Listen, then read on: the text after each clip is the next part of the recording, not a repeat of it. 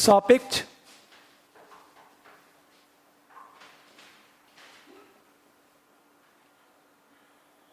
आर्द्रता की बात करें, रिलेटिव ह्यूमिडिटी, आज हम इसकी बात करेंगे। कल हम लोग क्लास में बात कर चुके थे कि सापेक्ष आर्द्रता का अर्थ क्या है और इस आर्द्रता में वृद्धि कब होती है। अब हम बात करेंगे कि सापेक्ष आर्द्रता का जो वितरण है, हम वितरण की बात करें कि सापेक्ष आर्द्रता कहां ज्यादा होगी और कहां कम होगा। The distribution of relative humidity की बात करें, सापेक्षिक आर्द्रता का वितरण, डिस्ट्रीब्यूशन ऑफ रिलेटिव ह्यूमिडिटी की बात करें हम लोग,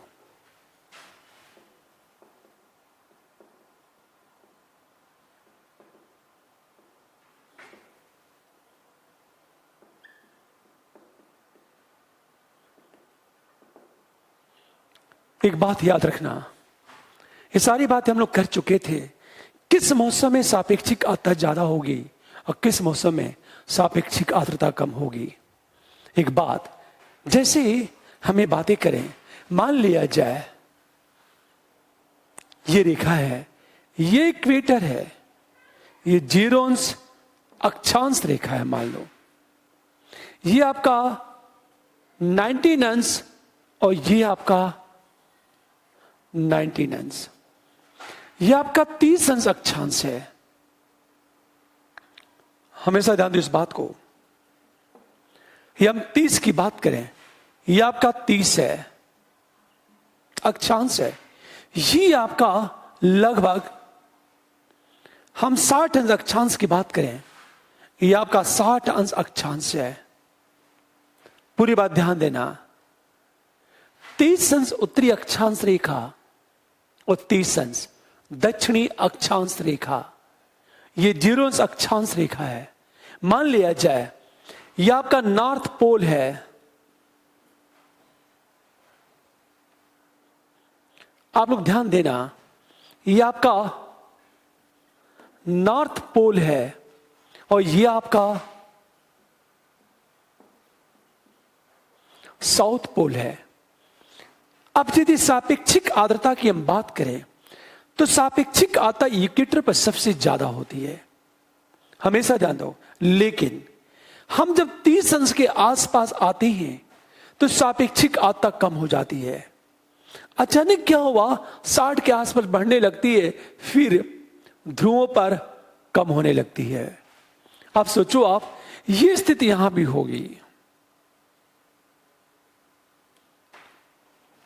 इस मैप को देखो, आप हमेशा ध्यान दो इस बात को, इक्वेटर पर सापेक्षिक आर्द्रता सबसे ज्यादा होती है, लेकिन 30 अंश आज के आसपास सापेक्षिक आर्द्रता कम।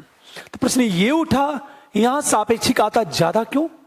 मैप में देखो सापेक्षिक आर्द्रता ज्यादा है क्योंकि यहां वर्षा ज्यादा होती है, लेकिन 30 अंश अक्षांश की बात करें, यहां सापेक्षिक आर्द्रता कम है। मतलब सापेक्ष आर्द्रता कम क्योंकि, कारण क्या है? हमेशा ध्यान दो, यह वर्षा बहुत कम होती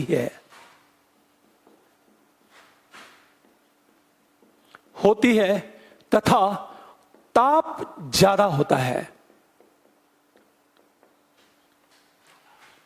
ये बातें हम लोग पढ़ चुके हैं, हमेशा ध्यान दो इस बात को। बात हो चुकी थी 23.5 से लेकर 35 अंश अक्षांश के बीच सब ट्रॉपिकल हाई प्रेशर का बेल्ट है और यहां एंटी साइक्लोन बनता है। याद रखना मैप पे, क्योंकि इस बेल्ट के आसपास एंटी साइक्लोन बनता है, तो जहां एंटी साइक्लोन होगा वहां वर्षा क्या होगी? कम होगी। और वर्षा कम होगी और ऑलरेडी तापमान बहुत ज्यादा है, वर्षा कम हो रही है, तापमान ज्यादा है, तो सापेक्षिक आर्द्रता क्या हो जाएगी? कम हो जाएगी। लेकिन 60 के आसपास सापेक्षिक आर्द्रता में वृद्धि हो रही है। हमेशा ध्यान दो, सापेक्षिक आर्द्रता ज्यादा, रीजन क्या है? वर्षा होती है, और दूसरा रीजन ये तापमान में कमी होती है। वर्षा ज्यादा होगी तो अतिरिक्त जलवाष्प मिला दी जाएगी, तापमान कम होगा तो वायु में जलवाष्प को धारण करने की क्षमता क्या होगी? कम होगी। आप सोचो, हम जब ध्रुवों की बात आते हैं तो होता क्या है? ध्रुवों पर सापेक्ष आर्द्रता ज्यादा, क्योंकि रीजन क्या है? क्योंकि तापमान कम। हमेशा ध्यान दो इस बात को। इक्वेटर पर सापेक्षिक आर्द्रता ज्यादा है क्योंकि वर्षा ज्यादा होती है। हम 30 अक्षांश के आसपास की बात करें, सापेक्षिक आर्द्रता कम क्योंकि वर्षा कम होती है और ताप ज्यादा होता है। आखिर वर्षा कम क्यों होती है? क्योंकि यहां एंटीसाइक्लोन पैदा होता है, और जहां एंटीसाइक्लोन पैदा होगा वहां वर्षा नहीं होगी। और दुनिया के जितने भी ट्रॉपिकल डेजर्ट हैं, सब के सब इसके आसपास पाए जाते हैं। आप ध्यान से सुनिए इस बात को। लेकिन 60 के आसपास की बात करें, 60 के आसपास की बात करें तो स्वाभाविक है यहां पे सापेक्ष आर्द्रता ज्यादा होती है क्योंकि वर्षा होती है और तापमान में कमी होती है। पर जब यहां आएंगे तो ध्रुवों पे सापेक्ष आर्द्रता ज्यादा क्योंकि यहां तापमान क्या है? कम है। सेम स्थिति साउथ पोल में भी होता है, साउथ हेमिस्फीयर में भी होता है, दक्षिणी गोलार्ध में भी होता है ये। अब एक चीज सोचो, हम इसे इस तरह देख सकते हैं, यदि हम दूसरा मैप बनाएं तो एक बात हमेशा याद रखना, यूपीएससी आपसे जब प्रश्न बनाएगा तो 2-3 विकल्प, एक आध विकल्प ये डाल देगा। अब इसको इस तरह देखो आप,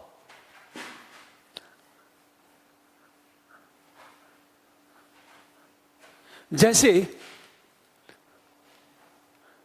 एक बात आप सबसे मैं बताना चाहता हूं, पीटी के लिए पॉलिटी, इकोनॉमिक्स और ज्योग्राफी पर आप कमांड कर सकते हो आप, लेकिन इकोलॉजी पर आप कमांड नहीं कर सकते, क्योंकि 10 क्वेश्चन में 5 क्वेश्चन तो हो जो आप कॉन्सेप्चुअल आपका बन जाएगा, वो मैं गलत नहीं होने दूंगा, ये दावा है। लेकिन कुछ प्रश्न जो पूछता फैक्चुअल, दुनिया में करोड़ों स्पेसीज है और ये नहीं पता यूपीएससी किस स्पेसीज के बारे में पूछ दे, कुछ भी नहीं पता। इसे आप कमांड यदि कर सकते हो तो ज्योग्राफी पे करो, इकोनॉमिक्स पे, पॉलिटी पे करो और हिस्ट्री पे करो। आप हिस्ट्री में भी जब प्रश्न पूछता है, प्रश्न ऐसा पूछता है, हिस्ट्री अपने आप में बहुत व्यापक है ये, और वहां रटना ज्यादा है। ज्योग्राफी और पॉलिटी आपके लिए बहुत सेफ है, थोड़ा सा ध्यान दोगे, प्रैक्टिस करोगे तो प्रश्न आपके बहुत आसानी से बन जाएंगे।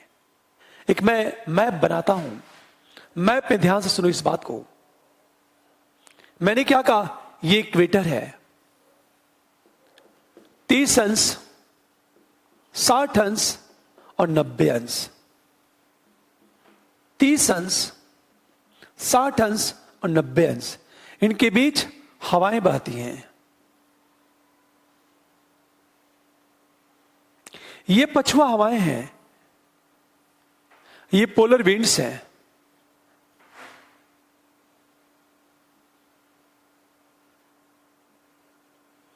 ध्यान सुनिए इस बात को। मैंने क्या कहा? ये 0 अक्षांश रेखा है। स्वाभाविक है इक्वेटर के आसपास वर्षा ज्यादा होगी, सापेक्षिक आर्द्रता ज्यादा। विषुवत रेखा के पास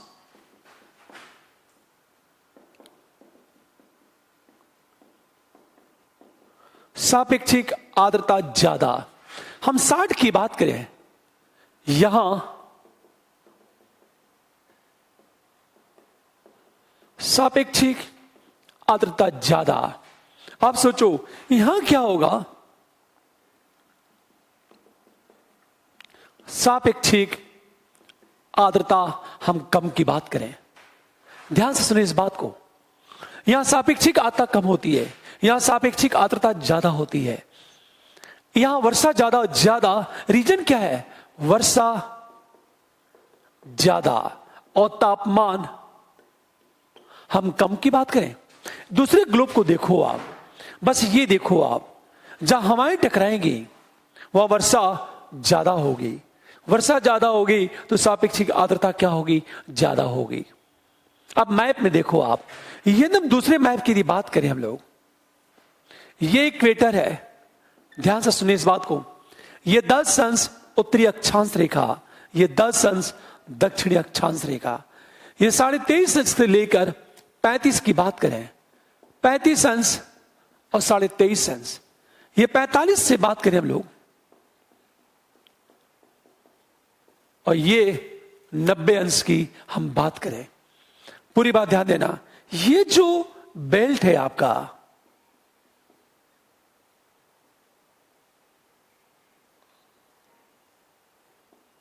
ये जो बेल्ट है आपका, नीचे भी वही चीजें,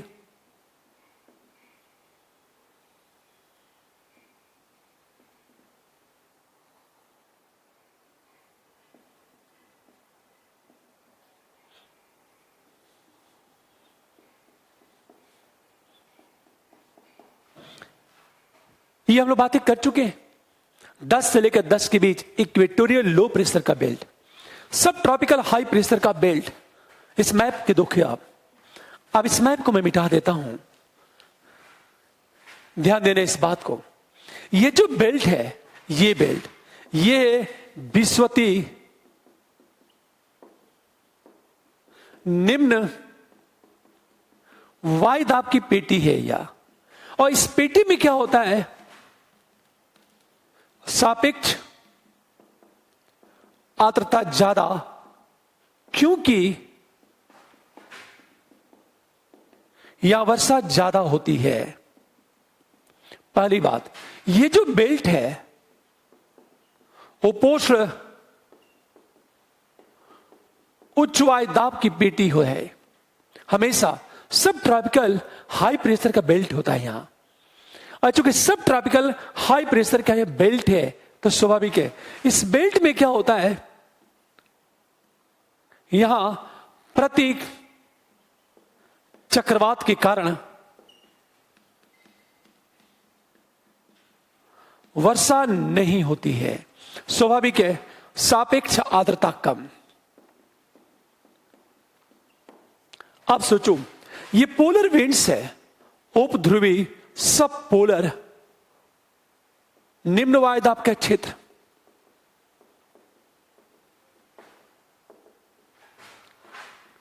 यहां सापेक्ष आर्द्रता ज्यादा। हमेशा ध्यान दें इस बात को, क्योंकि वर्षा ज्यादा। लेकिन हमेशा ध्यान दें इस बात को, उस मैप को याद रखना जब लोगों ने ग्राफ खींचा था, हमेशा ध्यान देना इस बात को कि ये जो सब ट्रॉपिकल हाई प्रेशर का बेल्ट है, यह एंटी साइक्लोन बनता है, वर्षा नहीं होती, इसलिए डेजर्ट पाया जाता है। और जहां डेजर्ट होगा वहां तापमान ज्यादा होगा, सापेक्ष आर्द्रता क्या होगी? कम होगी। यूपीएससी कैसे प्रश्न पूछ सकता है आपसे? हमेशा प्रश्न कैसे पूछ सकता है आपसे? देखो आप,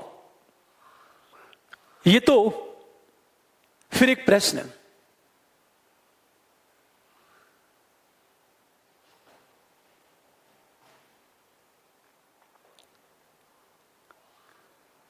इसे बना लो आप लोग।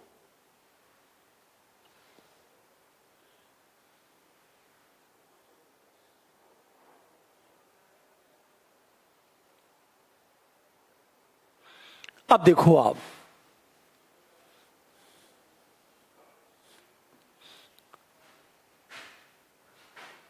फिर एक प्रश्न,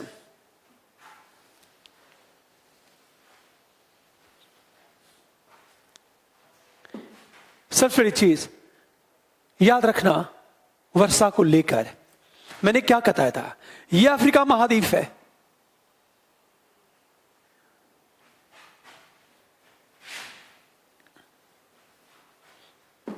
हमेशा ध्यान दो इस बात को, यह अफ्रीका महाद्वीप है।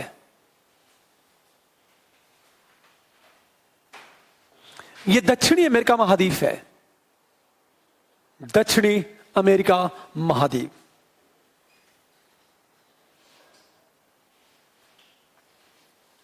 यह आपका इक्वेटर है, यह इक्वेटर है। यह अटलांटिक महासागर है, अटलांटिक महासागर।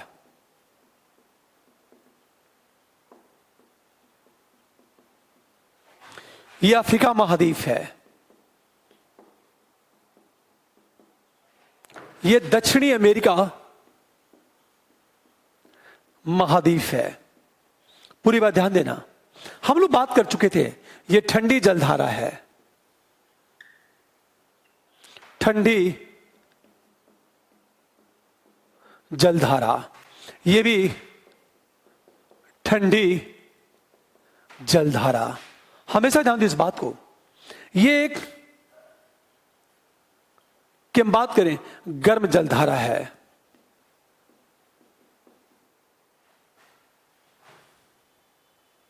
हमेशा ध्यान दो, जब व्यापारिक हवाएं यहां से यहां टकराती हैं, तो जब ये आगे बढ़ती हैं, तो जैसे जैसे आगे बढ़ेंगी वर्षा की मात्रा कम होती जाएगी।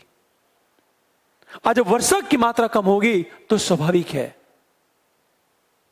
जलवाष्प की मात्रा कम होगी, तो सापेक्षिक आर्द्रता क्या होती जाएगी, कम होती जाएगी। हमेशा ध्यान दो इस बात को, जैसे मैंने ये कहा, व्यापारिक हवाएं महाद्वीप की पूर्वी तट से टकराती हैं। ये जब हवाएं आगे बढ़ती हैं, तो जैसे जैसे आगे बढ़ेंगी वर्षा की मात्रा कम होती जाएगी। जब वर्षा की मात्रा कम होगी तो जलवाष्प की मात्रा कम होगी, जलवाष्प की मात्रा यदि कम होगी तो सापेक्षिक आर्द्रता भी क्या होगी, कम होती जाएगी। अब सोचो, इसका मतलब ये कि इक्वेटर के आसपास जो महाद्वीप है, महाद्वीप की पूर्वी तट पर सापेक्षिक आर्द्रता ज्यादा, महाद्वीप की पश्चिमी तट पर सापेक्षिक आर्द्रता क्या होगी, कम होगी। इसका अर्थ ये है, इसको इस तरह देखो आप, 0 से लेकर 30 के बीच हमेशा महाद्वीप की पूर्वी तट पर सापेक्ष आर्द्रता ज्यादा और महाद्वीप के पश्चिमी तट पर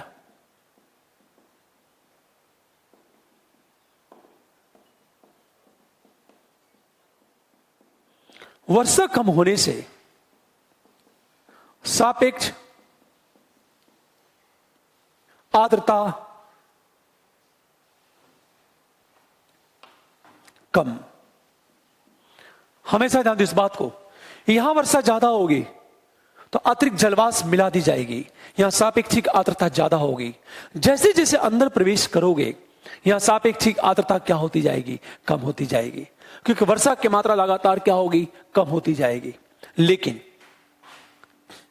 इसमें ध्यान से सुनो इस बात को, मैंने क्या कहा आपसे, सबसे बड़ी चीज कि ये महासागर अटलांटिक महासागर है, अटलांटिक महासागर के पूर्वी भाग है, ये पश्चिमी भाग है।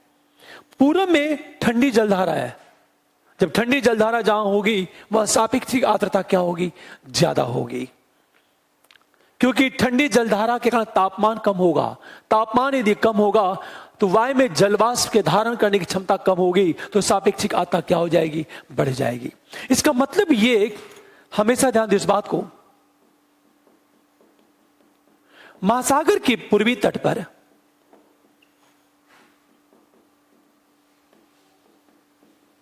सापेक्ष आर्द्रता ज्यादा, क्योंकि ठंडी जलधारा के कारण तापमान कम,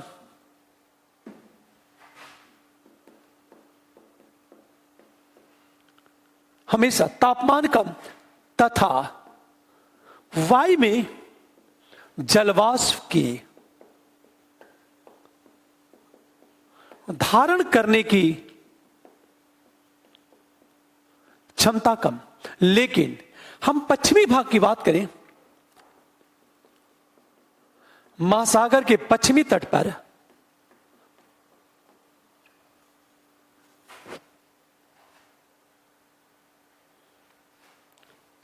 पर सापेक्ष आर्द्रता कम। कम क्यों होता है? क्योंकि ऑलरेडी यहां तापमान ज्यादा है, गर्म जलधारा है। कम क्योंकि यहां गर्म जलधारा प्रवाहित होती है, और जहां गर्म जलधारा होगी वहां का तापमान ज्यादा होगा, और जहां का तापमान ज्यादा होगा वो वायु में जलवाष्प के धारण करने की क्षमता क्या होगी? ज्यादा होगी। जब ज्यादा होगी तो सापेक्षिक आर्द्रता क्या हो जाएगी? कम हो जाएगी। ये बात हमेशा याद रखना, कहां सापेक्षिक आर्द्रता ज्यादा होती है और कहां सापेक्षिक आर्द्रता कम होती है। प्रश्न कैसे पूछेगा यूपीएससी, और कहां गलतियां करोगे आप? बना लिया आपने? आप प्रश्न को देखो कि प्रश्न कैसे पूछेगा यूपीएससी। मैं इसे मिटा देता हूं। मैं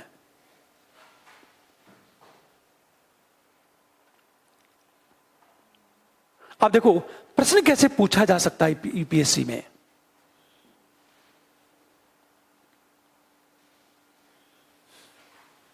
ध्यान से सुनो इस बात को।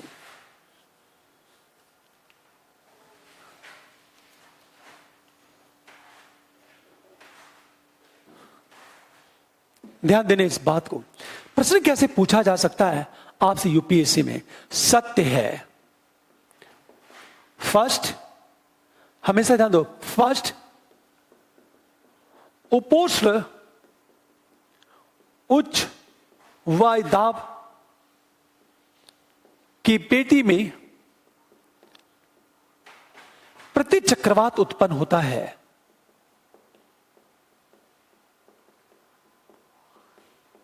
हम सेकंड की बात करें, उपोष्ण उच्च वायु दाब की पेटी में सापेक्ष आर्द्रता कम होती है।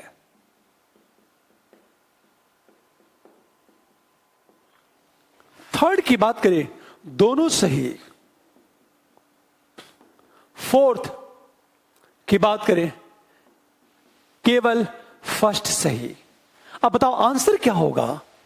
ये दोनों सही है। ये बिल्कुल कॉन्सेप्चुअल क्वेश्चन है। ये उपोष्ण उच्च वायु दाब की पेटी में एंटी साइक्लोन उत्पन्न होता है तथा सब ट्रॉपिकल हाई प्रेशर के बेल्ट में सापेक्ष आर्द्रता कम होती है। दोनों सही है और केवल फर्स्ट सही है। इस तरह के प्रश्न आपसे पूछे जा सकते हैं। दूसरा, ध्यान दो इस बात को। कई बार प्रश्न कैसे पूछेगा आपसे? निम्न में से सत्य है।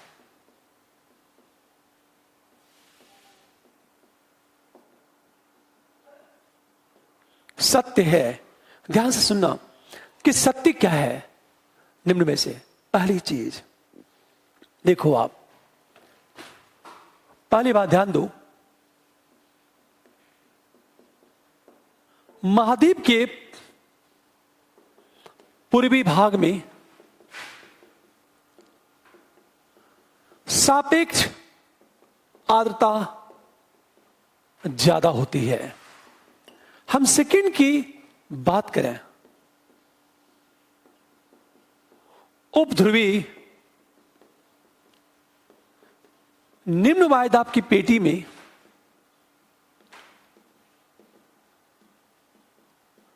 सापेक्ष आर्द्रता अत्यंत कम।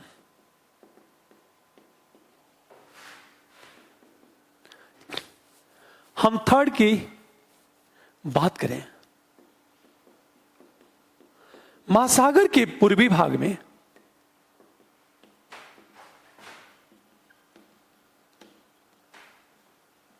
सापेक्ष आर्द्रता ज्यादा। हम फोर्थ की बात करें, हमेशा ध्यान दो इस बात को, विषुवत रेखा पर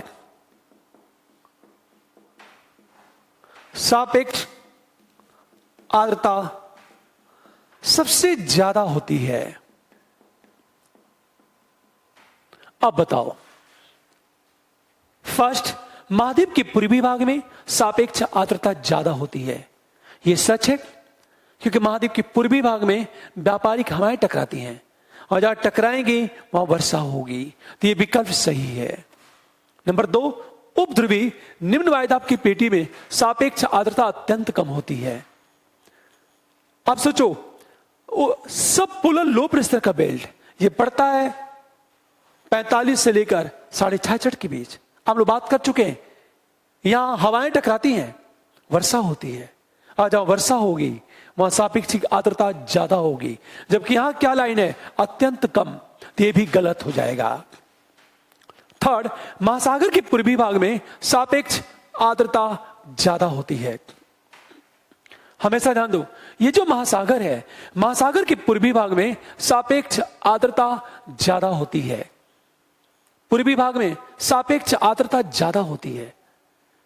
पूर्वी भाग में सापेक्ष आर्द्रता, रिलेटिव ह्यूमिडिटी ज्यादा क्यों? क्योंकि वहां ठंडी जलधारा प्रवाहित होती है, तो यह सही है। विषुवत रेखा पर सापेक्ष आर्द्रता सबसे ज्यादा होती है, यह भी सही है।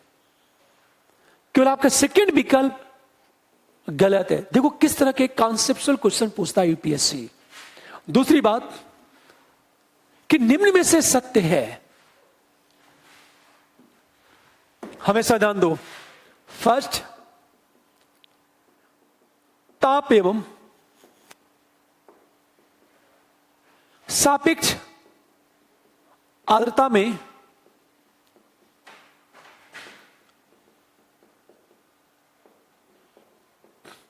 विपरीत संबंध होता है।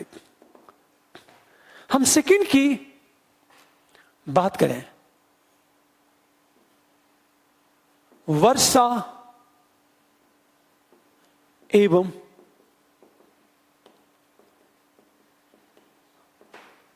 सापेक्ष आर्द्रता में समानुपाती संबंध होता है, प्रोपोर्शनल।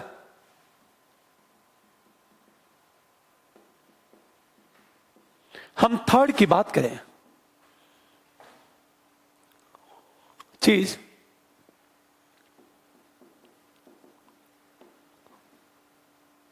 सापेक्ष आर्द्रता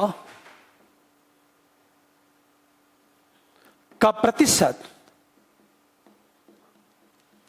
मौसम में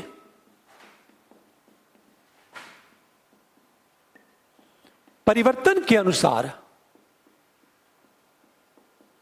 बदलता रहता है। हम फोर्थ की बात करें, सापेक्ष आर्द्रता, रिलेटिव ह्यूमिडिटी। हमेशा ध्यान दो इस बात को। सापेक्ष आर्द्रता की हम बात करें,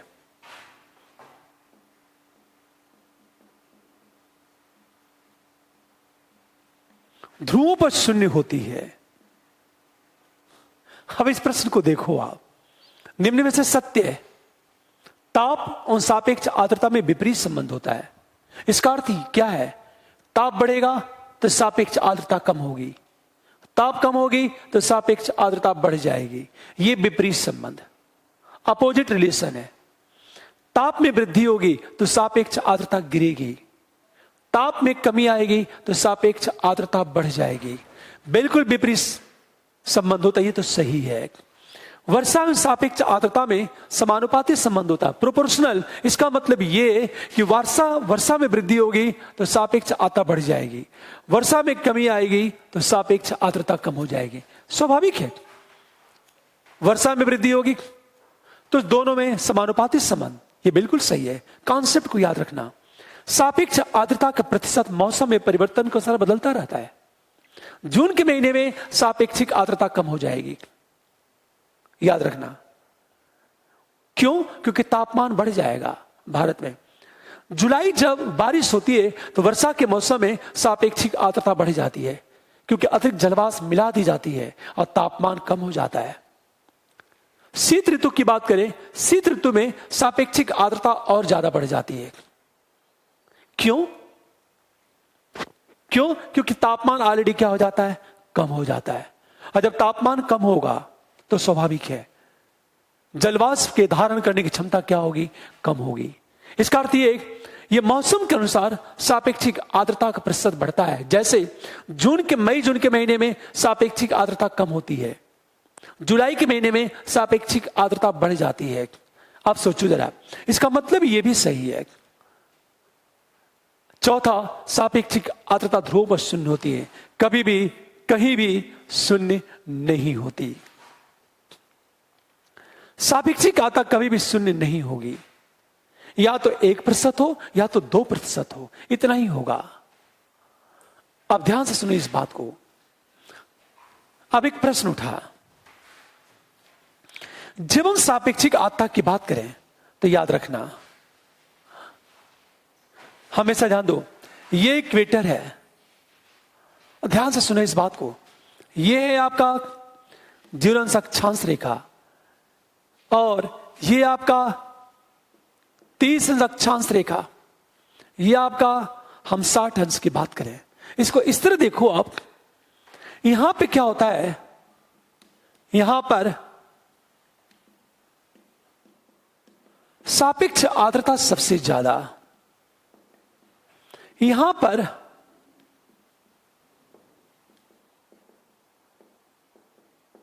सापेक्ष आर्द्रता अति न्यून, अत्यंत कम। अब सोचो, दोनों परिस्थितियां मानव के रहने योग्य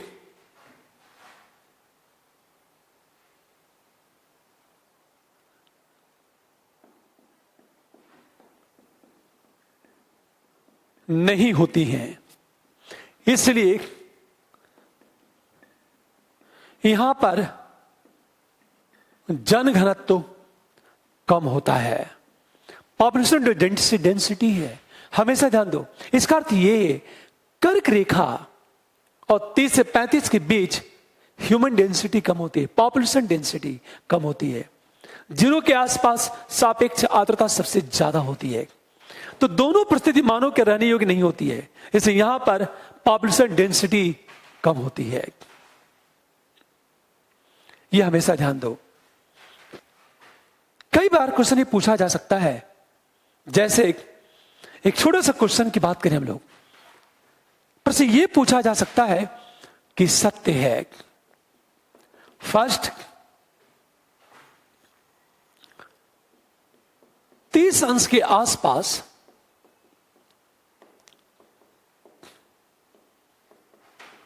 सापेक्ष आर्द्रता अत्यंत कम, सेकेंड की बात करें, यहां पर जनघनत्व तो कम होता है। तो दोनों सही है, हमेशा ध्यान दो इस बात को, ये दोनों सही है। अब एक प्रश्न,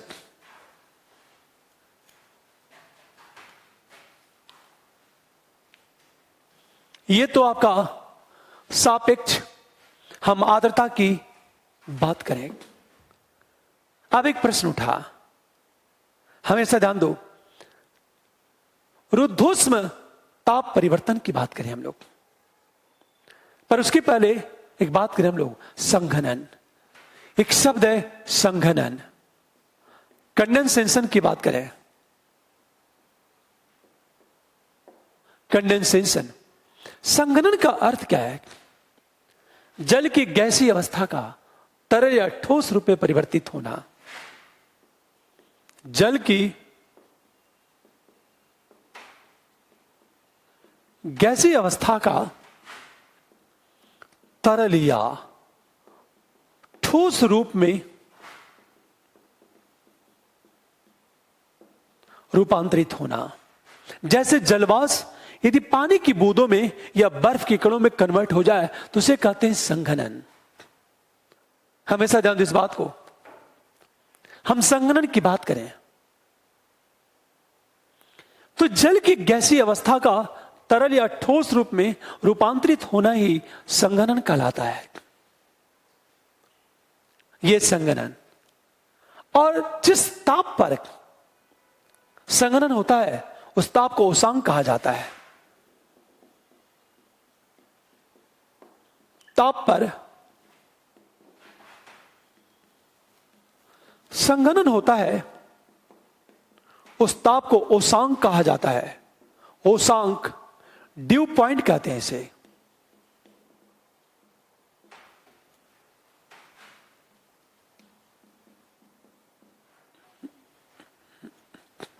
पूरी बात ध्यान दें इस बात को। मैंने क्या बताया? जल की गैसीय अवस्था का तरल या ठोस रूप में रूपांतरित होना। लेकिन जिस ताप पर संघनन होता है उस ताप को कहा जाता है ड्यू पॉइंट, उसांक कहते हैं इसे।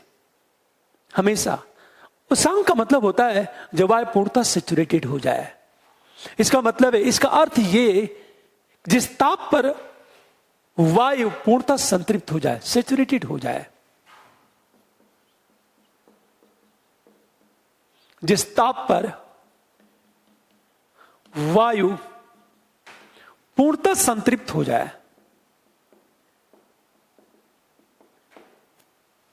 अर्थात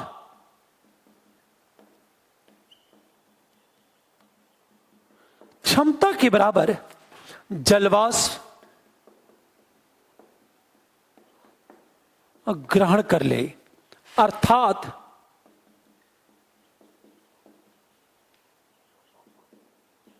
सापेक्ष आर्द्रता 100% हो जाए। हमेशा ध्यान दें इस बात को। इसे कहते हैं संघनन। संघनन, कंडेंसेशन की बात करें,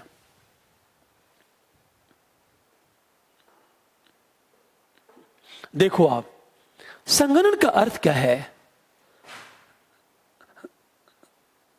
देखो, जल की गैसीय अवस्था का तरल या ठोस रूप में रूपांतरित होना। जब जल की गैसीय अवस्था तरल या ठोस रूप में रूपांतरित होती है तो उसे कहते हैं संघनन। और जिस ताप पर संघनन होता है, जिस टेम्परेचर पर संघनन होता, कंडेंसेशन होता है, उस ताप को कहते हैं उसांक। ड्यू पॉइंट कहा जाता है उसे। ड्यू पॉइंट, उसे उसांक कहा जाता है। उसांक का मतलब है जिस ताप पर वायु पूर्णतः सैचुरेटेड हो जाए, संतृप्त हो जाए। संतृप्त होने का मतलब ये है कि क्षमता के बराबर जलवाष्प ग्रहण कर ले। जैसे मेरी भूख 4 रोटी की है, मैं 4 रोटी भोजन कर लिया, रोटी खा लिया, तो मैं सैचुरेटेड हो गया, अर्थात सापेक्ष आर्द्रता 100% हो जाए। हमेशा ध्यान दो, जिस ताप पर वायु पूर्णतः संतृप्त हो जाए, अर्थात क्षमता के बराबर जलवाष्प ग्रहण कर ले, अर्थात सापेक्ष आर्द्रता 100% हो जाए, तो उसे कहते हैं संघनन। सॉरी, उसांक कहते हैं उसे। उसांक, ड्यू पॉइंट कहा जाता है उसे। हमेशा इस संघनन के लिए 2 शर्तें जरूरी हैं। सापेक्ष आर्द्रता का अधिक होना और ताप का कम होना। हमेशा ध्यान दो इस बात को।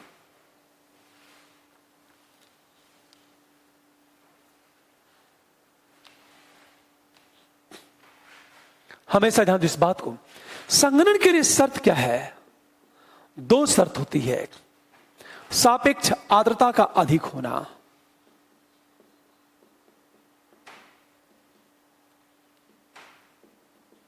और दूसरी चीज ताप का गिर जाना।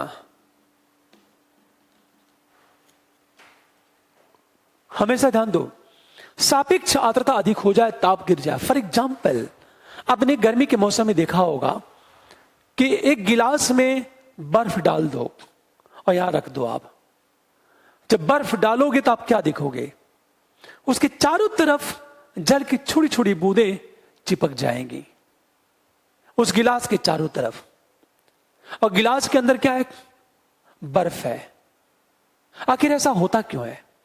क्योंकि इस कमरे में जो हवा है उसमें जलवाष्प है, और जब हवा उस गिलास से टकराती है तो हवा ठंडी हो जाती है, और उसमें जो जलवाष्प है जल की बूंदों में कन्वर्ट होकर के गिलास से चिपक जाता है वो। हमेशा, वह भी तो संघनन का रूप ही है। खुद सोचो, यदि गिलास में गर्म पानी रख दो तो गिलास के चारों तरफ जल की बूंदें नहीं दिखेंगी, पर ठंडा पानी रखोगे तो गिलास के चारों तरफ जल की बूंदें दिखेंगी। कारण यही है कि इस हवा में जो जलवाष्प है, जो हवा गिलास के संपर्क में आएगी वह हवा ठंडी हो जाएगी, उसका ताप गिर जाएगा और हवा में जो जलवाष्प है जल की बूंदों में कन्वर्ट हो जाएगा। हमेशा ध्यान दो इस बात को। पहली चीज, संघनन के लिए सबसे बेस्ट क्या है? वायु का ऊपर उठना और फैल जाना। हमेशा ध्यान दो इस बात को। लेकिन अक्सर देखा होगा संघनन के लिए ताप का गिरना जरूरी है।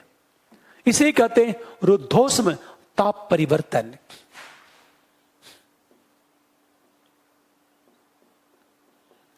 रुद्धोष्म ताप परिवर्तन, एडियाबेटिक टेम्परेचर हम चेंज की बात करें।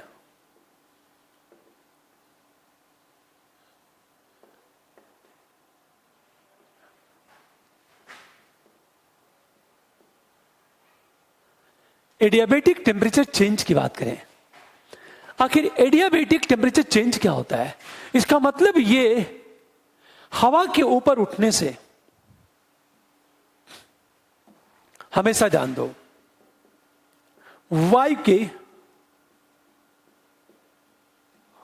ऊपर उठने से ताप में तेजी से गिरावट आती है। वायु के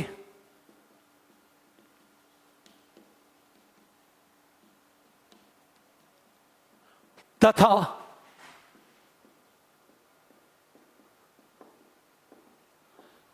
प्रति इकाई क्षेत्रफल में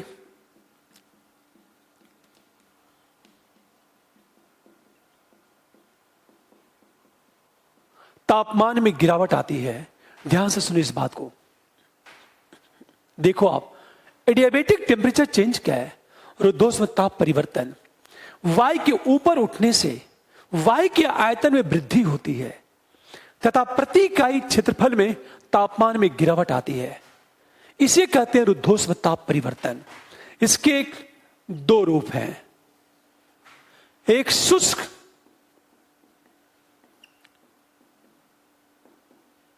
रुद्धोष्म ताप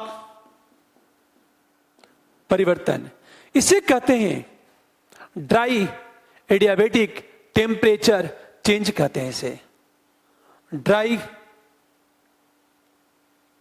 एडियाबेटिक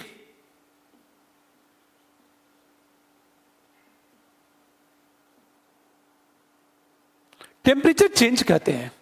और दूसरा होता है आर्द्र रुद्धोष्म ताप परिवर्तन। इसको कहते हैं वेट एडियाबेटिक टेम्परेचर चेंज कहते हैं इसे।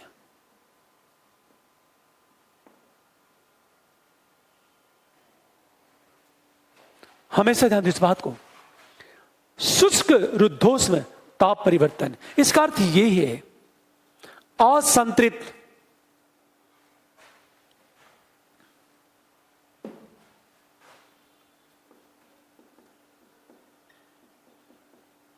वायु के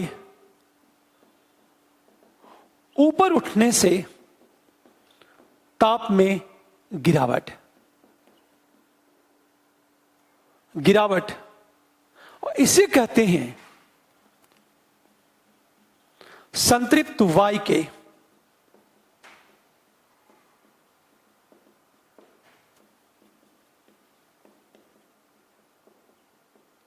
गिरावट। दोनों में अंतर देखो आप। एडियाबेटिक टेम्परेचर चेंज क्या है? जब एयर ऊपर लिफ्ट करती है ना ऊपर, तो उसका जो आयतन है वो बढ़ जाता है और प्रति इकाई क्षेत्रफल में तापमान में गिरावट आती है। इसके दो रूप हैं, एक होता है शुष्क ड्राई एडियाबेटिक टेम्परेचर चेंज। इसका अर्थ ये ड्राई सूखा असंतृप्त मतलब अनसेचुरेटेड। अनसेचुरेटेड कहते हैं किसको कहते हैं? जिसकी सापेक्षिक आर्द्रता 100% से कम हो। असंतृप्त वायु के ऊपर उठने से ताप में गिरावट, इसको कहते हैं ड्राई एडियाबेटिक टेम्परेचर चेंज कहते हैं इसे। और दूसरा है wet adiabatic temperature change. Saturated वायु के संतृप्त वायु के ऊपर उठने से तापमान में गिरावट। ये जो सेचुरेटेड एयर है, जब सेचुरेटेड एयर ऊपर उठती है तो ताप में गिरावट आती है। इसको कहते हैं वेट एडियाबेटिक टेम्परेचर चेंज कहते हैं इसे।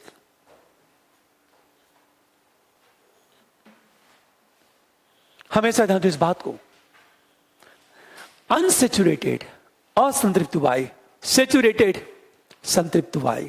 होता क्या है रुद्धोष्म में हम ताप परिवर्तन की बात करें, हमेशा ध्यान दो इस बात को। इस तरह होता है, इसको ध्यान से समझो इस बात को। देखिए जैसे होता क्या है, ये आयतन है, ये वायु है। मान लिया जाए ये वायु का आयतन है। जब ऊपर जाएंगे तो वायु का आयतन थोड़ा सा और बड़ा हो जाएगा। जब ऊपर जाएंगे तो वायु का आयतन और बड़ा हो जाएगा। जैसे मैंने कहा ए, बी और सी। हम जैसे जैसे ऊपर जा रहे हैं ना, वायु का आयतन बढ़ता जाता है, क्योंकि वायुमंडलीय दाब कम होता जाता है। हमेशा ध्यान दो, इसका अर्थ ये जैसे जैसे ऊपर हवा उठती है, उस हवा का आयतन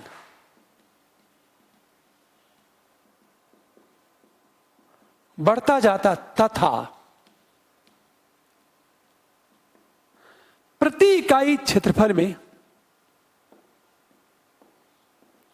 तापमान में गिरावट आती है।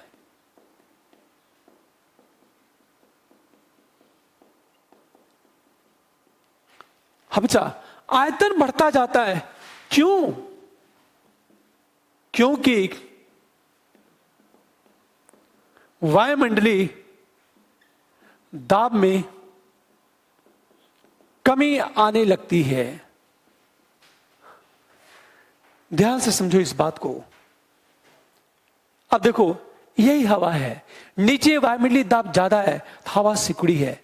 जब थोड़ी सी हवा ऊपर उठी तो इसका आयतन बढ़ गया, थोड़ी सी हवा और ऊपर उठी तो आयतन और ज्यादा बढ़ गया। और जैसे जैसे हवा ऊपर उठती है, ऊपर हवा उठती है, उस हवा का आयतन बढ़ता जाता है। क्यों? क्योंकि वायुमंडलीय दाब में कमी आने लगती है, प्रति इकाई क्षेत्रफल में तापमान में गिरावट आती है। अब ध्यान देना इस बात को हमेशा। अब हम बात करें, संघनन होता है, कंडेंसेशन, द फॉर्म्स ऑफ संघनन। कंडेंसेशन, संघनन का रूप क्या होता है? देखो आप थोड़ा सा ध्यान दो इस बात को तो मजा आएगा। जैसे जब जलवाष्प संघनित होता है तो संघनन का रूप क्या है?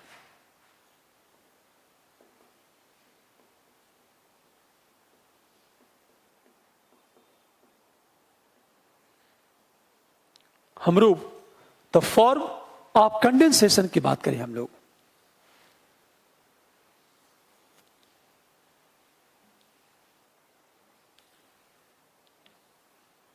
हमेशा ध्यान देना इस बात को। देखो आप, पहली चीज संघनन के रूप में सबसे पहले आता ओस। ओस को कहते हैं ड्यू, ड्यू कहते हैं। आप ध्यान से सुनिए इस बात को। ओस होती क्या है? आपने ओस को देखा होगा। जलवाष्प क्या होता है? जल की बूंदों में कन्वर्ट होकर के पेड़ पौधों की पत्तियों पर चिपक जाता है, पड़ा रहता है, उसे कहते हैं ओस। जो ड्रॉपलेट्स होता है जिसको कहते हैं सीकर, वाटर ड्रॉपलेट्स, जल सीकर। वो जल सीकर होता क्या है? ये जल की बूंदों में कन्वर्ट होता है और पेड़ पौधा या घास फूस पर चिपक जाता है, जिसको कहते हैं ओस, ड्यू कहते हैं इसे। आप सोचो जरा, इसकी शर्त क्या है? पहली शर्त यह है, लंबी रात होनी चाहिए। लंबी रात क्यों? ताकि भौमिक विकिरण के रूप में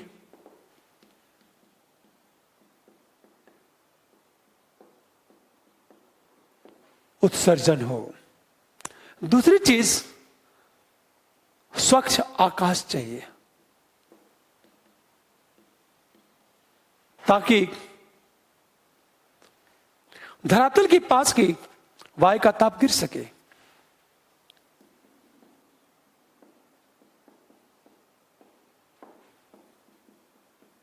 कि वायु का ताप गिर सके। शांत वायु चाहिए, सापेक्ष आर्द्रता का अधिक होना,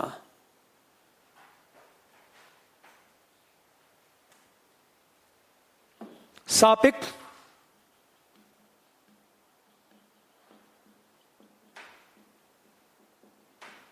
अगला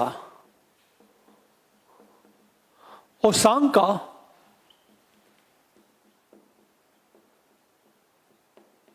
हिमांक से ऊपर होना। हम ड्यू की बात करें, ड्यू की शर्त क्या है? पहली शर्त, लंबी रात होनी चाहिए, लंबी रात, ताकि भौमिक विकिरण के रूप में ताप का उत्सर्जन हो सके।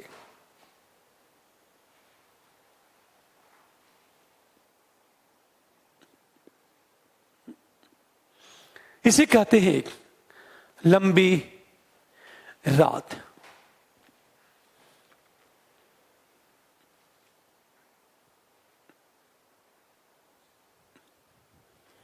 ध्यान से सुनो इस बात को।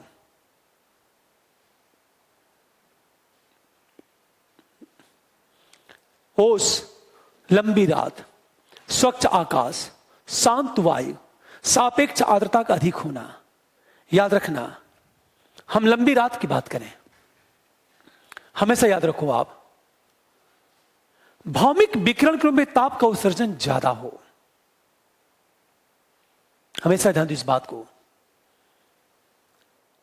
जब तक पृथ्वी के ताप, धरातल की ताप नहीं गिरेगी, तब तक ओस नहीं पड़ेगी। तो ओस के लिए इन्वर्जन ऑफ टेम्परेचर का होना जरूरी है। और इन्वर्जन ऑफ टेम्परेचर कब होगा? तापमान का प्रतिलोमन कब होगा? लंबी रात। जैसे ये आपकी पृथ्वी है, ये एक घास फूस है। पूरी बात ध्यान दो, भौमिक विकिरण के रूप में पृथ्वी क्या करती है? ताप को छोड़ती है। जब ताप को छोड़ेगी, यह भौमिक विकिरण है। यह सीधे ताप अंतरिक्ष में चला जाएगा, जिससे नीचे की ताप गिरती चली जाएगी। और जब ताप गिरती चली जाएगी, तो जो जलवाष्प है वो जल की बूंदों में कन्वर्ट हो जाएगा, कन्वर्ट हो जाएगा। और फिर क्या होगा? घास फूस पेड़ पौधों पर चिपक जाएगा, जिसे कहते ओस। आप सोचो, लंबी रात किस मौसम में होती है? शीत ऋतु में। जैसे हम इंडिया की बात करें, इंडिया की यदि बात की जाए, तो पूरी बात ध्यान देने इस बात को। आज जब दक्षिण से उत्तर की ओर बढ़ती हो, तो शीत ऋतु में रात केवल लंबी होती चली जाती है। और रात केवल जितनी ज्यादा लंबी होगी, भौमिक विकिरण के रूप में ताप का उत्सर्जन उतना ही ज्यादा होगा। और ताप का जितना ज्यादा उत्सर्जन होगा, स्वाभाविक है ओस की मात्रा क्या होगी? बढ़ती चली जाएगी। इसे आप देखा होगा, साउथ इंडिया में ओस कम पड़ती है 9 के बराबर, और नॉर्थ इंडिया में ओस ज्यादा पड़ती है। आखिर नॉर्थ इंडिया में ओस की मात्रा ज्यादा क्यों होती है? क्योंकि ओस की मात्रा ज्यादा क्यों होती है? क्योंकि नॉर्थ इंडिया में रात केवल लंबी होती है। हमेशा ध्यान दो इस बात को, लंबी रात की बात करें। अब थोड़ा सा जैसे मैंने इंडिया की बात किया, मैंने कहा जब साउथ इंडिया से नॉर्थ इंडिया की ओर बढ़ोगे तो रात केवल लंबी कब होगी इंडिया में? शीत ऋतु में। शीत ऋतु में रात केवल लंबी क्यों होगी? क्योंकि सूर्य की किरणों का झुकाव क्या होगा? ज्यादा बढ़ जाएगा। आप सोचो, आप जब सूर्य की किरणों का झुकाव बढ़ेगा, जैसे इस मैप में देखो आप, ये पृथ्वी है, ये इक्वेटर है, ये कर्क रेखा है, ये मकर रेखा है। सूर्य यहां चमक रहा है मकर रेखा पे। उत्तरी गोलार्ध में सूर्य की किरणों का झुकाव बढ़ता जाएगा। जब झुकाव बढ़ेगा तो रात केवल लंबी होगी। और मैं ये बता चुका हूं कि जैसे जैसे इक्वेटर से आप बढ़ोगे नॉर्थ की तरफ, सूर्य की किरणों का झुकाव बढ़ता जाएगा, तो रात केवल क्या होगी? लंबी होती चली जाएगी। पोल पर ऐसा नहीं होगा, उसके पीछे अलग फैक्टर है। रात केवल लंबी होती चली जाएगी। आप पूरी बात ध्यान दें इस बात को। तो जैसे जैसे हम इक्वेटर से बढ़ते हैं नॉर्थ पोल की तरफ, रात केवल लंबी होती जाएगी, क्योंकि सूर्य की किरणों का झुकाव क्या होगा? बढ़ता जाएगा। अब इंडिया की बात करो, जब साउथ इंडिया से नॉर्थ इंडिया की ओर बढ़ते हो तो सूर्य की किरणों का झुकाव बढ़ेगा, और जब सूर्य की किरणों का झुकाव बढ़ेगा तो रात केवल लंबी होगी। रात केवल लंबी होगी तो भौमिक विकिरण के रूप में ताप का उत्सर्जन ज्यादा होगा, इसलिए ओस की मात्रा क्या होगी? बढ़ती चली जाएगी। हमेशा ध्यान दो, तो नॉर्थ इंडिया में ओस की मात्रा बढ़ती है और शीत ऋतु में ही ओस की मात्रा ज्यादा होती है। आप सोचो, मान लिया जाए कि एक दिन पहले बारिश हो गई और मौसम साफ हो गया। जब बारिश हो जाएगी तो वायु में अतिरिक्त जलवाष्प मिला दी जाएगी। जब अतिरिक्त जलवाष्प मिल जाएगा तो सापेक्षिक आर्द्रता बढ़ जाएगी, और जब ये बढ़ गई तो ओस की मात्रा क्या होगी? बढ़ जाएगी। जैसे सुना होगा, एक दिन पहले बारिश हुई है, आज दिन भर बारिश हुई है, जाड़े का मौसम है, फिर मौसम साफ हो गया, पर जब अगले दिन जब देखोगे सुबह, तो ओस की मात्रा बहुत ज्यादा होती है। आप सोचो, आखिर सुबह ओस क्यों पड़ती है? ओस की मात्रा सुबह सबसे ज्यादा क्यों होती है? रीजन ये है कि सुबह तापमान बहुत कम होता है, सापेक्षिक आर्द्रता बढ़ जाती है।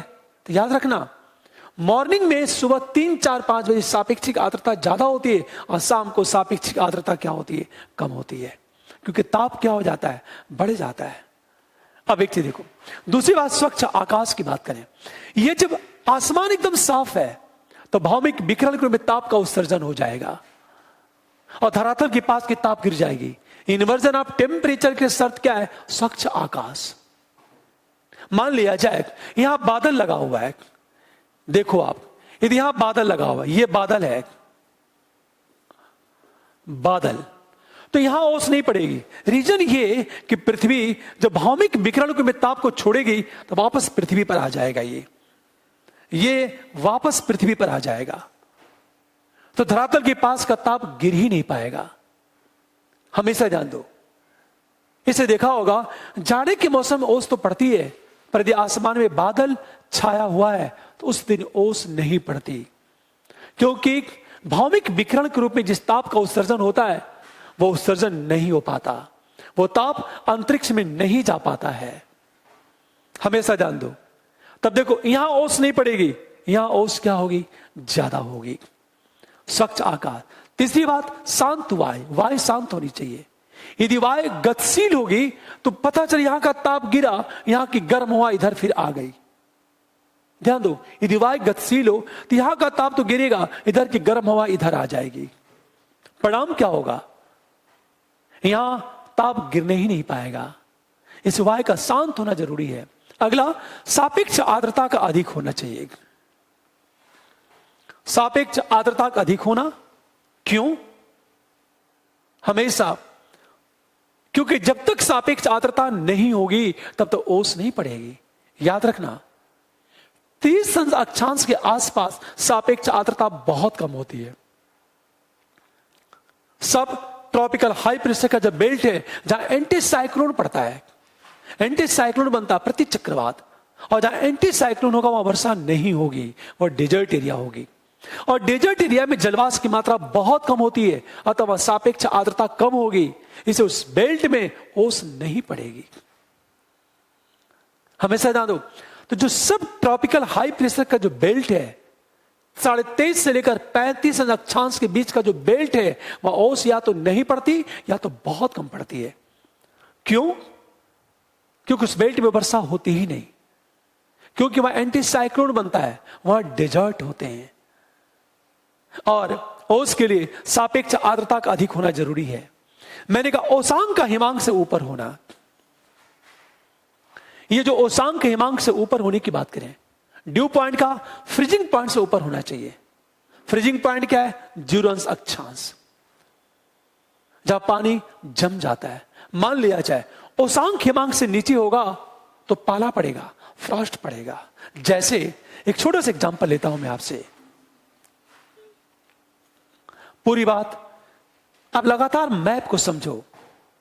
जैसे मैंने ये कहा, ये देखो आप, ये इक्वेटर है,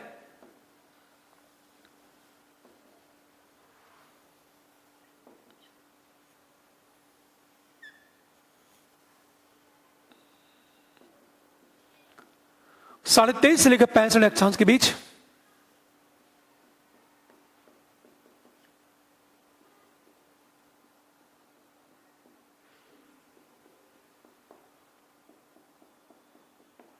ये पोल है। अब ध्यान देने इस बात को, यहां तो ओस ज्यादा पड़ेगी, ओस ज्यादा। यहां ओस क्या होगी? ओस कम या 9 के बराबर। यहां जो ओस की मात्रा क्या होगी? ओस पड़ेगी। और यहां क्या होगा? ओस नहीं पड़ेगी।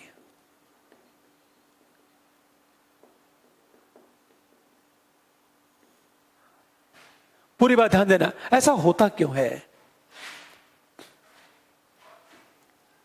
पूरी बात मैं थोड़ा सा ठीक से लिख देता हूं। मैं कॉन्सेप्ट बता देता हूं, थोड़ा सा रुक जाओ।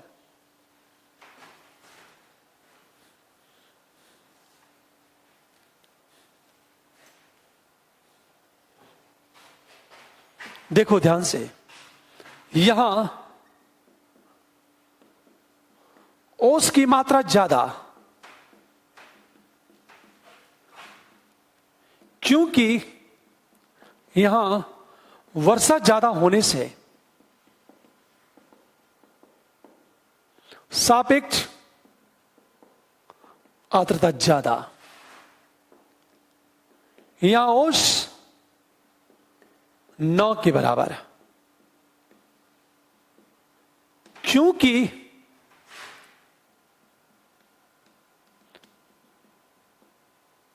नहीं होती तथा प्रति चक्रवात बनता है।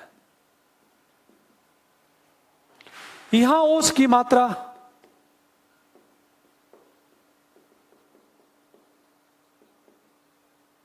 क्योंकि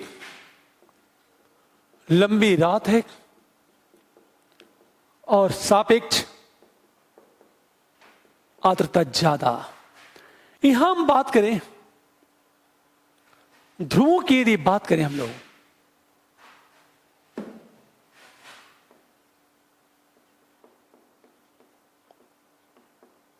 ध्रुवों पर ओस नहीं पड़ती है।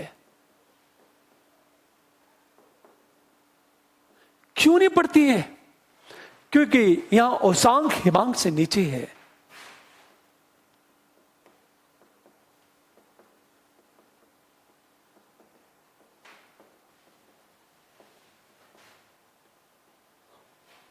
ये देखो आप, अब हम बात करें, ये कुछ बातें याद रखना, ओस कहां पड़ेगी। अब प्रश्न ऐसे ही पूछेगा आपसे यूपीएससी। पीसीएस में तो ये पूछेगा ओस के लिए क्या क्या शर्त जरूरी है, पर यूपीएससी में थोड़ा सा प्रश्न को ट्विस्ट कर देगा।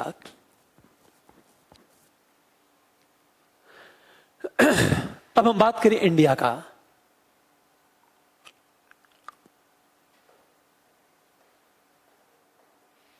यदि हम इंडिया की बात करें, देखो आप, यदि हम भारत की बात करें तो यहां स्थिति एकदम अलग हो जाएगी।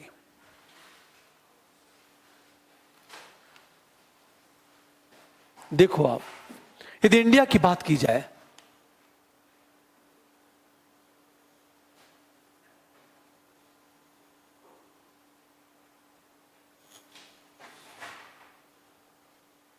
जो भी हो, हमेशा ध्यान दो इस बात को, ये साउथ इंडिया की बात करें। दक्षिणी भारत में ओस की मात्रा कम,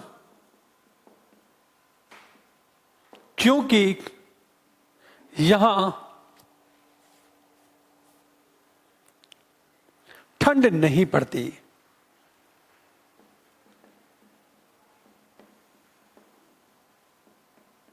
तथा रात की अवधि छोटी होती है।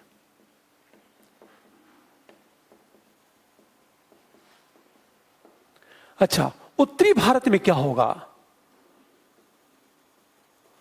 उत्तरी भारत में ओस पड़ती है,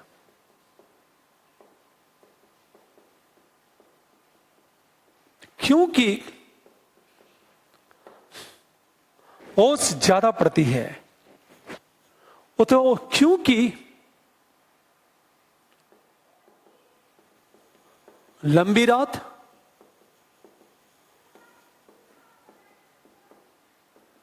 ज्यादा। पर लद्दाख की बात करें, लद्दाख में ओस नहीं पड़ती है, क्योंकि यहां ओसांक हिमांक से नीचे होता है।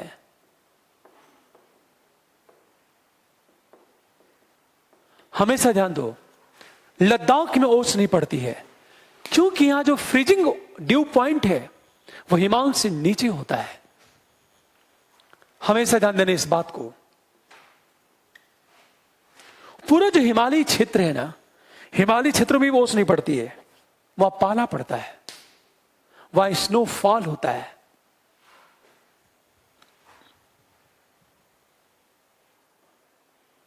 बस ये बात याद रखना, कॉन्सेप्ट यूपीएससी का कोई भरोसा नहीं किस तरह के प्रश्न को ट्विस्ट कर दे। आगे मैं बात करता हूं। ओस की मात्रा कम, क्योंकि यहां ठंड नहीं पड़ती तो रात की वक्त छोटी होती है।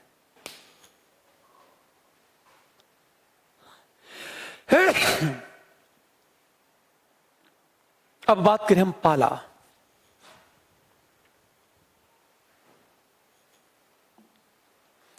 पाला की बात करें हम लोग, पाला को कहते हैं फ्रॉस्ट।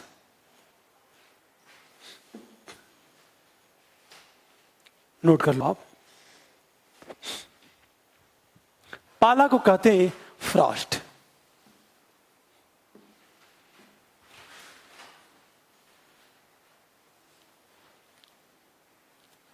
देखो आप, पाला,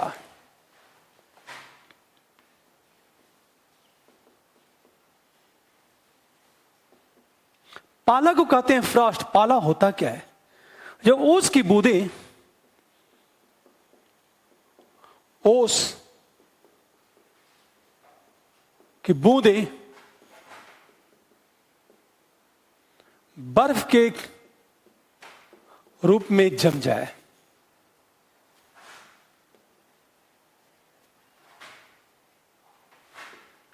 तो उसे पाला कहते हैं, फ्रॉस्ट कहते हैं उसे।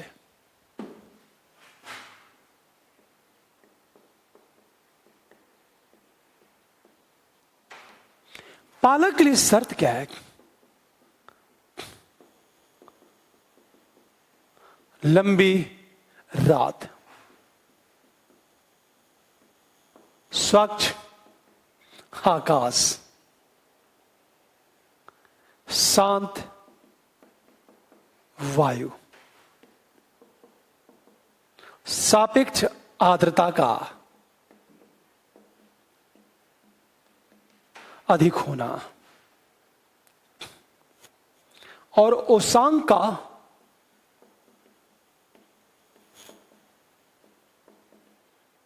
हिमांक से नीचे होना।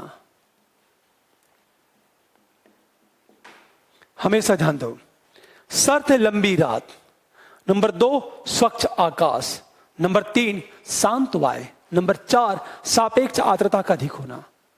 ये 4 चीज ओस से कॉमन है। एक चीज अलग है, ओस में ओसांक हिमांक से ऊपर होता है, यहां पाला में ओसांक हिमांक से नीचे होता है।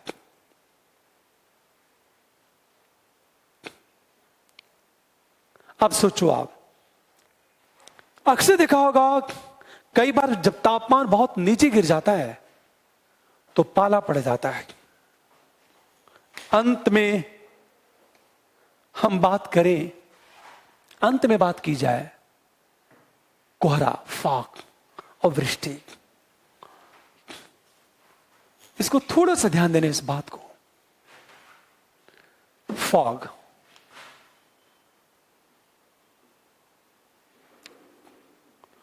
कोहरा, फॉग। हम फॉग की बात करें, फॉग के लिए शर्त क्या है? फॉग का मतलब क्या होता है? जल सीकर, हमेशा जो जल सीकर जल बूंदों में कन्वर्ट होकर के हवा में तैरना शुरू कर दे, हमेशा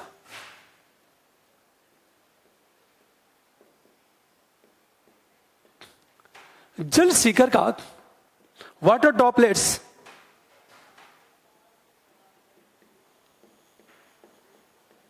हवा में फ्लोट करना, तैरना, इसे कहते हैं फॉग। ये जब फॉग बनता है तो हमेशा ध्यान दो इस बात को। इसमें होता क्या है? इसमें होता क्या है? आर्द्रताग्राही केंद्र,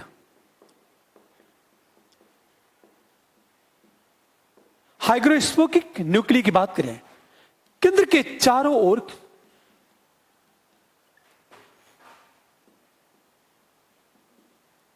जल सीकर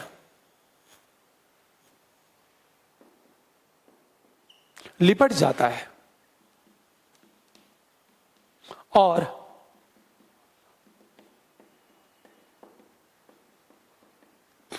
हवा में तैरने लगता है। जैसे ये हम फॉग की बात करें, आर्द्रताग्राही केंद्र का होना बहुत जरूरी है। आर्द्रताग्राही हम केंद्र की बात करें, अपने अक्सर फॉग को देखा होगा, आपने अक्सर फॉग को देखा होगा। एक आर्द्रताग्राही केंद्र मान लिया जाए, यह आर्द्रताग्राही केंद्र है। पूरी बात ध्यान दो इस बात को। इसके चारों तरफ क्या होता है? जलवाष्प की क्लियर जमा हो जाती है और यह हवा में तैरने लगती है। इसे ही कहते हैं फॉग, हमेशा। अब ये जो आर्द्रताग्राही केंद्र है, ये अलग चीज है। ये धूल कण भी हो सकता है, गंधक का कण भी हो सकता है और कोयले का कण भी हो सकता है। ये जो आर्द्रताग्राही केंद्र है, धूल कण, गंधक, कोयले का कण भी हो सकता है। हमेशा ध्यान दो इस बात को। इसे कहते हैं फॉग। जब फॉग की बात करते हैं तो शर्त क्या है? जब शर्त की हम बात करेंगे, शर्त की बात की जाए तो वही 4-5 शर्तें। लंबी रात, हमेशा ध्यान दो इस बात को। लंबी रात, स्वच्छ आकाश, शांत वायु,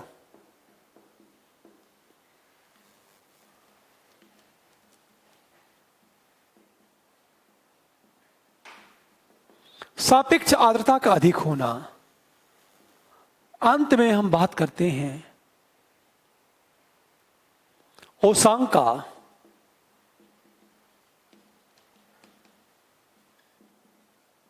हिमांक से ऊपर होना। हमेशा ये 4-5 शर्त है। लंबी रात, स्वच्छ आकाश, शांत वायु, सापेक्ष आर्द्रता का अधिक होना और ओसांक का हिमांक से ऊपर होना, यह सारी शर्त है फॉग के तहत। अब एक चीज सोचो, लंबी रात शीत ऋतु में होती है, इसे शीत ऋतु में कोहरा ज्यादा बनता है। पूरी बात ध्यान देना इस बात को, क्योंकि जैसे मैंने एक एग्जांपल किया लिया, ये पृथ्वी है,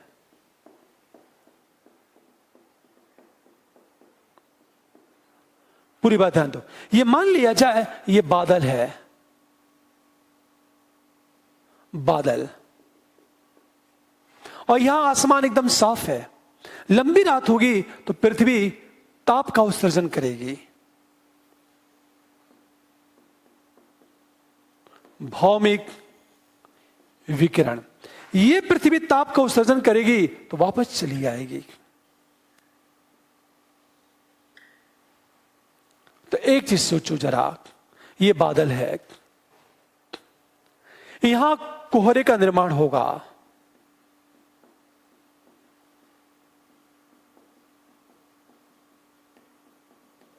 यहां कोहरे का निर्माण नहीं होगा।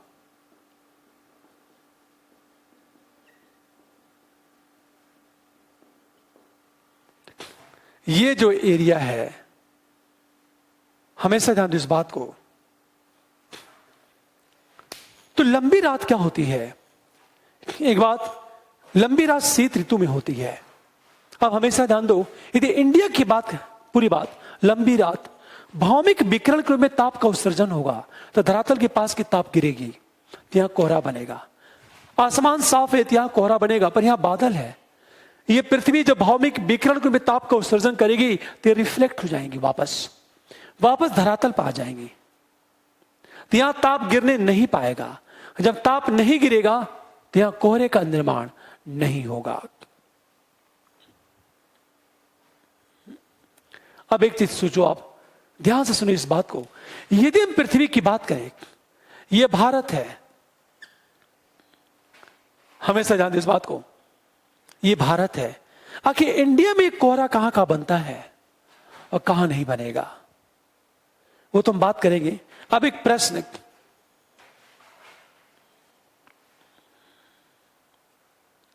कुछ चीजें कॉमन है, ओस के लिए जो कॉमन है वही फॉग के लिए भी कॉमन है।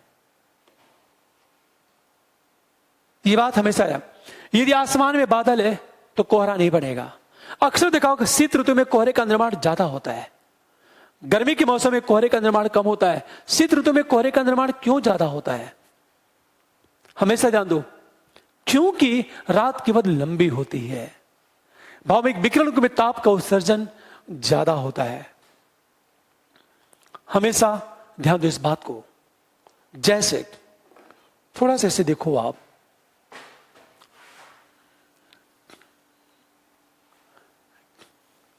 कोहरे की बात करें, एक बात हमेशा याद रखना, जब हम फॉग की बात कर रहे थे, फॉग की बात जब हम कर रहे थे, तो देखो आप, होता क्या है, शीत मौसम में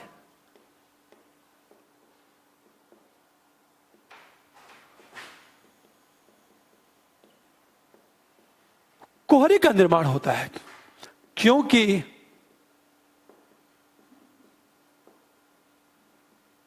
शीत ऋतु में लंबी रात होती है,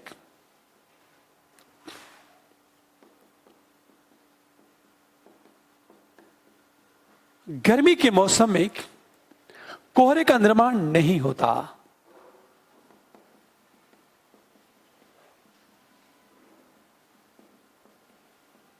क्योंकि रात की अवधि छोटी होती है।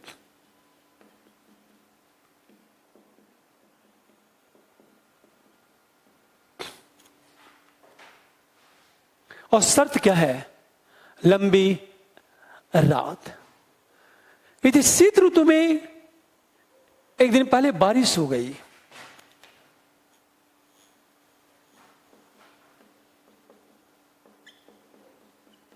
मौसम में वर्षा हो जाए, तो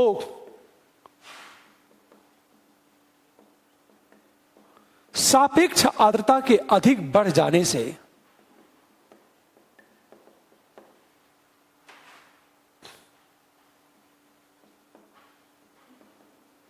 कोहरे की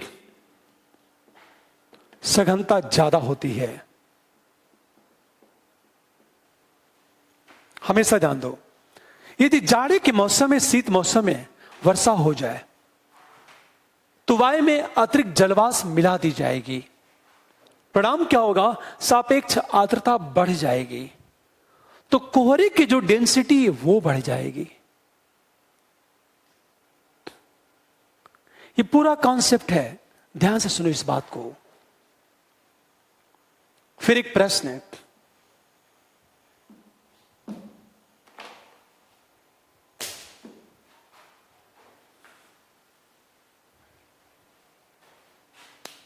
अब इंडिया की यदि बात करें, हम लोग भारत की यदि बात करें,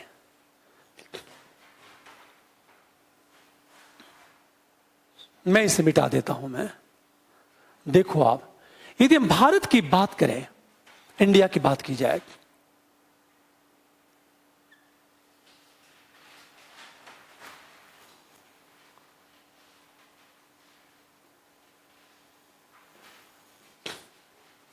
अब इंडिया की बात करें हम लोग, याद रखना दक्षिणी भारत में वर्षा नहीं होती।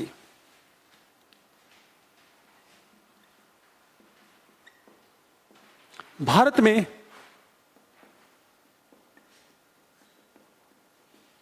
कोहरा नहीं पड़ता है। क्यों नहीं पड़ता है? क्योंकि यहां ठंड पड़ती नहीं, रात के वक्त छोटी होती है।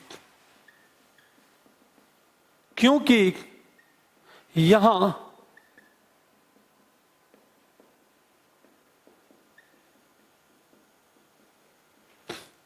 उत्तर भारत में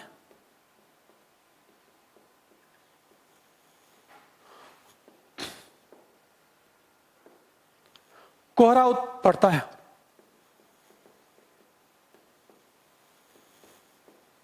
क्योंकि उत्तर भारत में क्या होता है, हमेशा रात के वक्त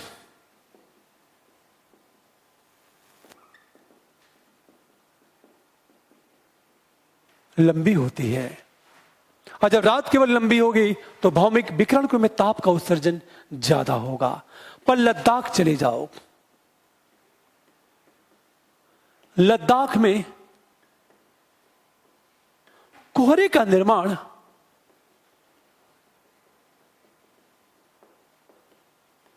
नहीं होता है। रीजन क्या है? हमेशा तो उत्तर भारत में देखा होगा कि कितना घना कोहरा पड़ता है।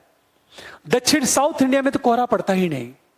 उत्तर भारत में कोहरे के कारण फ्लाइट को टेक ऑफ करने में विलंब, ट्रेन काफी लेट हो जाती है नॉर्थ इंडिया में। अब देखो आप, तो कोहरे की मात्रा क्या, जैसे चले जाओ कारगिल का जो बेल्ट है, हिमालय क्षेत्र है, वहां कोहरा नहीं पड़ता, या वहां तो पाला पड़ेगा या तो स्नोफॉल होगा, वह कभी भी कोहरे का निर्माण नहीं होता है। वहां जो है, क्योंकि यहां ओसांक हिमांक से नीचे होता है। आखिर लद्दाख का जो बेल्ट है, लद्दाख के बेल्ट में कोहरे का निर्माण नहीं होता है, क्योंकि जो ओसांक है वो हिमांक से नीचे होता है। और शर्त क्या कोहरे के लिए? ओसांक का हिमांक से ऊपर होना जरूरी है, जबकि रात की अवधि तो सबसे लंबी होती है वहां पर। भारतीय क्षेत्र में लद्दाख की हम बात करें, अब देखो आप,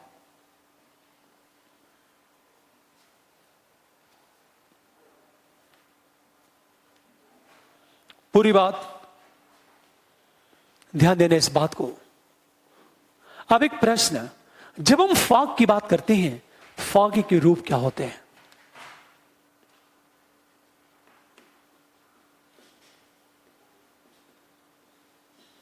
के प्रकार, पहली बात विकिरण कोहरा।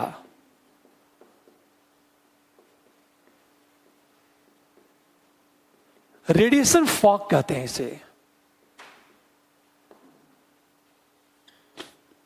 दूसरा अभिवहन कोहरा, एडवेक्शन फॉग कहते हैं इसे। और तीसरा वाताग्र कोहरा, फ्रंटल फॉग कहते हैं इसे। फ्रंटल फॉग कहते हैं इसे। ये सारे कोहरे के रूप हैं जिसकी चर्चा हम लोग कल करेंगे। और एक बात याद रखना, थोड़ा सा आप इतना कर लिए ना, मैं आपसे बार बार कहता हूं, मैं प्रश्न को गलत होने नहीं दूंगा, एक एक फैक्ट में लिखवाऊंगा आपको, उसकी चिंता बिल्कुल छोड़ दो आप।